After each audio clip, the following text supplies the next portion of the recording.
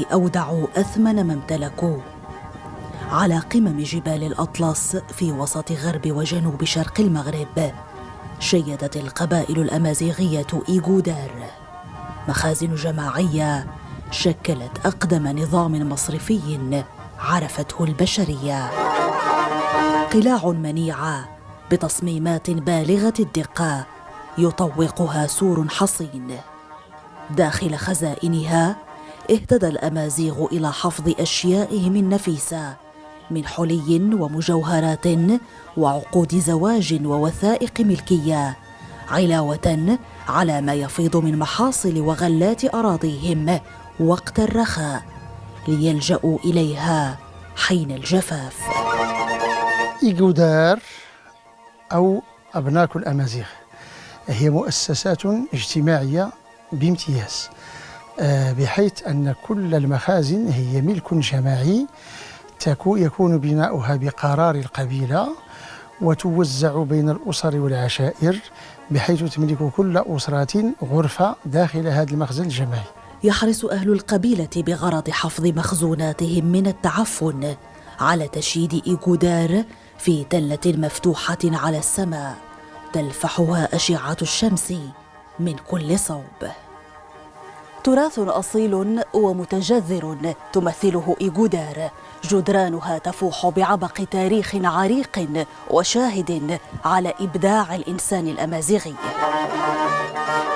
عبد الله أيتلامين حارس إيغودار على غرار أسلافه يشرع بابها في وجه كل من يبتغي استكشاف هذا المعلم الثاوي في قلب القرية. لكل أسرة مخدع خاص بها يتسلق ملاك العلوية الأحجار المسطحة المغروسة بالجدران ليدلفوا إليها.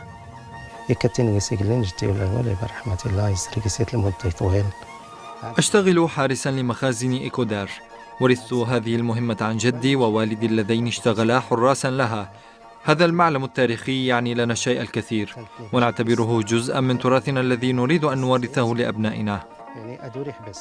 توكل إدارة شؤون إيغودار لبرلمان يسمى بالأمازيغية إنفلاس يبث أعضاؤه في النزاعات، ويحرصون على إنفاذ الأعراف المحلية من قوانين شفهية ومكتوبة يحيطونها بهالة من التقدير، على اعتبار أن المخازن ملك جماعي. لديها قانون عرفي يسمى بألواح لوح أكادير، فيه هو عبارة عن نصوص ومكتوبة يتعاقد عليها الناس ويحتكمون إليها في حالة وجود حاجة إلى استعمال اللوح. يتكون من ما بين 160 إلى 200 بند، وأقدم لوح عثر عليه ومعروف لدى الباحثين يرجع إلى 1492. اطلعت إيغودار بأدوار اقتصادية واجتماعية كبيرة في الشدائد والمجاعة، ومن فكت حصونا آمنة إبان الحروب والصراعات. أيضا هي مؤسسات ترسخ قيم العيش المشترك. هذا النظام اليوم يحتاج إلى تثمين، يحتاج إلى رعاية، يحتاج أيضا أن يصنف تراثا إنسانيا لدى اليونسكو.